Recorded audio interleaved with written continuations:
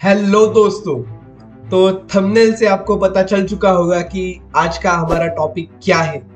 तो बेसिकली आज हम ईपीएफ के बारे में बात करने वाले हैं कि ईपीएफ वाकई में सही इन्वेस्टमेंट के लिए अच्छा ऑप्शन है क्या, ईपीएफ के लिए कुछ अलग ऑप्शन है क्या, ईपीएफ को रिप्लेसमेंट क्या, ईपीएफ में सच में आपका पैसा बहुत बढ़ता है क्या।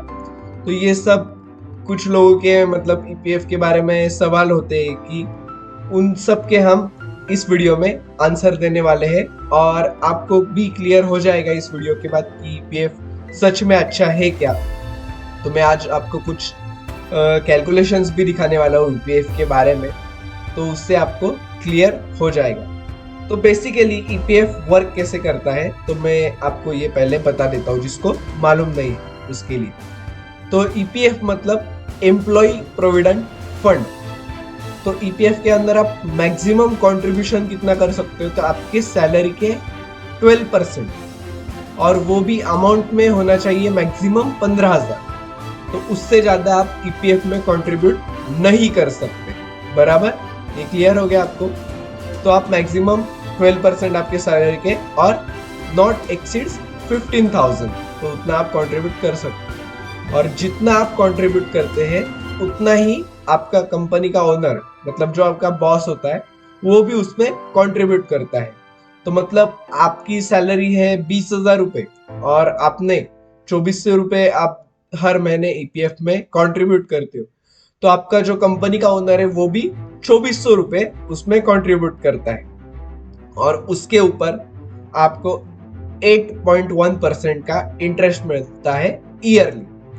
और ये मतलब आप कभी भी इसमें से पैसा निकाल सकते हो, वैसा तो कुछ होता नहीं, लेकिन रिटायरमेंट से पहले आपने इसमें से पैसे निकाले तो उसके ऊपर आपको टैक्सेस भरने पड़ते हैं और रिटायरमेंट के बाद ये टैक्स फ्री हो जाती है अमाउंट।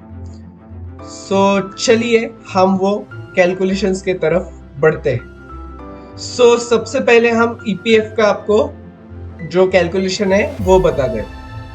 अगर आपकी सैलरी 20,000 है जैसे मैंने पहले ही बताया और आपकी एज अभी 25 ईयर से अभी आपको जॉब लगी है, आपकी सैलरी 20,000 रुपए है, तो आप 2,400 रुपए हर महीने उसमें कंट्रीब्यूट करते हो अगले 60 साल। बराबर, अगले 60 साल तक आप उसमें 2,400 रुपए कंट्रीब्यूट करते रहते हो। और 60 साल बाद आपके मतलब हर महीने 2,400 नहीं, उसमें 4,800, क्योंकि 2,400 रुपए आपका बॉस भी उसमें कंट्रीब्यूट करता है आपके साथ, तो 4,800 रुपीज हर महीने उसमें कंट्रीब्यूट होते रहते हैं और उसके ऊपर आपको 8% का ईयरली रिटर्न मिलता है। तो 60 साल बाद ऑलमोस्ट आप 10 लाख रुपए आप कंट्रीब्यूट कर चुके होते हैं और 10 लाख रुपए आपका बॉस कंट्रीब्यूट कर चुका होता है। तो मैच्योरिटी जो अमाउंट होती है वो ऑलमोस्ट होती है 71 लैक्स। जैसे कि आप देख पा रहे हो 71 लाख आपकी मैच्योरिटी अमाउंट बन जाती। तो देखने को भी तो बहुत अच्छी और बड़ी अमाउंट है 71 लैक्स, कुछ कम तो नहीं है, मतलब सबको ही पसंद आएगा इतना अमाउंट। पर क्या इससे आप ज्यादा अमाउंट कमा सकते हो ईपीएफ से? मतलब बहुत से लोग तो ऐसा सोचते हैं कि इसमें आधा पैसा बॉस डालता है आधा पैसा मैं डालता हूँ, इसमें हम सबसे ज्यादा फायदे में है और मतलब इससे अच्छी कोई स्कीम ही नहीं हो सकती कि कितना फायदा, क्योंकि पहले ही दुगना पैसा मिलता है तो बाकी के स्कीम देखना तो छोड़ ही दो।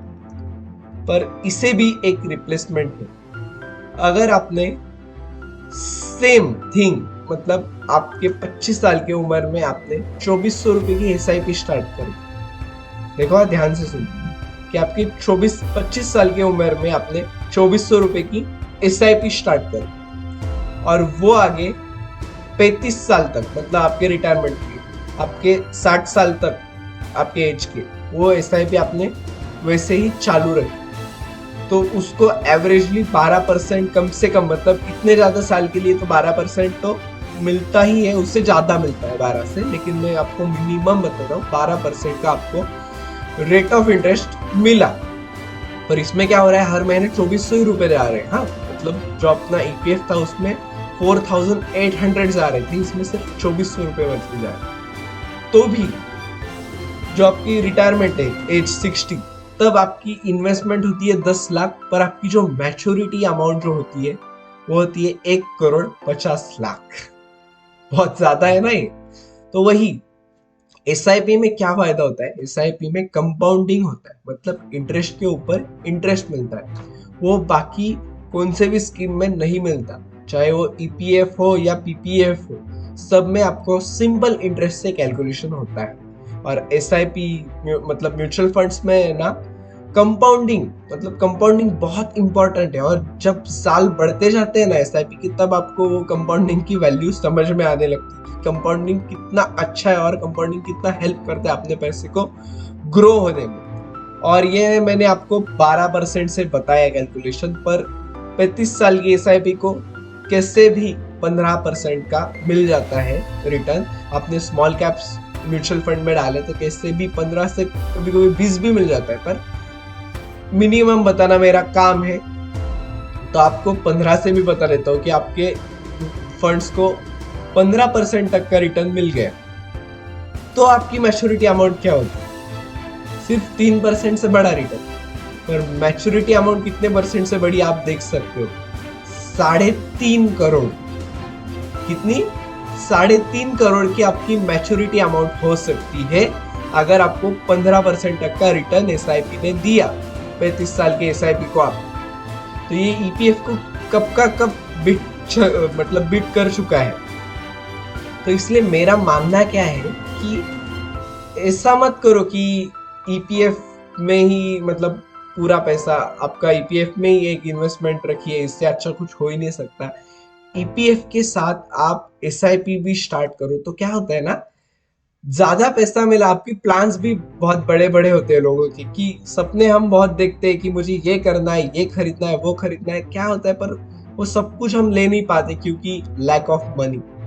तो उसके लिए आपने ये दोनों इन्वेस्टमेंट साथ में रखी तो क्या होता है, बहुत ज्यादा पैसा आपके पास हो जाता है और उससे आप बड़े बड़े मतलब आपके सपनों के भी आगे कुछ खरीद सकते हो। मतलब आपने मर्सिडीज बेंज का सपना देखा और एसआईपी ने आपको इतने रिटर्न दे दी कि उसमें आपकी रेंज रोवर का टॉप मॉडल आ गए। तो होता है, और ये एसआईपी में हो सकता है, ईपीएफ में नहीं होता। ईपीएफ का फिक्स रहता है रिटर्न, वो चेंज नहीं होता। मतलब आपको 8% का 15% मिला ऐसा नहीं होता, ये सिर्फ एसआईपी में होता है और लॉन्ग टर्म में ही होता है। तो आपको दोनों भी इन्वेस्टमेंट का मतलब बोलते हैं ना कि समतोल रख के दोनों भी इन्वेस्टमेंट करनी चाहिए आपने। एसआईपी भी उतनी ही इम्पोर्टेंट है जितने की बाकी के इन्वेस्टमेंट है। लोग क्या करते हैं, ट्रेडिशनल ट्रेडिशनल ट्रेडिशनल, तो लोग उसके पीछे सोच ही नहीं सकते कि उसके बाद भी कुछ अच्छी इन्वेस्टमेंट होती है।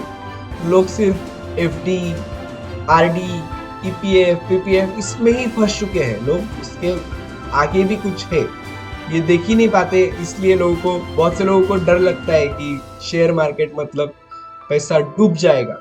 तो मैंने इसके पहले भी एक वीडियो डाली है, तो आप देख सकते हो कि म्यूचुअल फंड कैसे वर्क करता है। आपको मालूम नहीं होगा तो उस वीडियो में भी मैंने पूरा डिटेल में एक्सप्लेनेशन किया है कि कैसे वर्क करता है म्यूचुअल फंड, क्या उसके मतलब लूप होल्स क्या है म्यूचुअल फंड्स के, वो भी मैंने उस वीडियो में क्लियरली बताया है। तो वीडियो देखिए। और ईपीएफ का आपके इन्वेस्टमेंट चालू होगा तो उसके साथ आप एसआईपी भी स्टार्ट कर सकते हो। उसके लिए आपको कुछ क्यूरीज होगी तो आप हमें पूछ सकते हो, हम आपकी क्यूरीज सॉल्व कर सकते हैं। और वीडियो कैसी लगी ये मुझे कमेंट में बताइए। और ये वीडियो बहुत लोगों के साथ शेयर करिए कि जिनको ये मालूम नहीं है कि ईपीएफ से ज्यादा भी रिटर्न मिल सकते हैं। Thank you.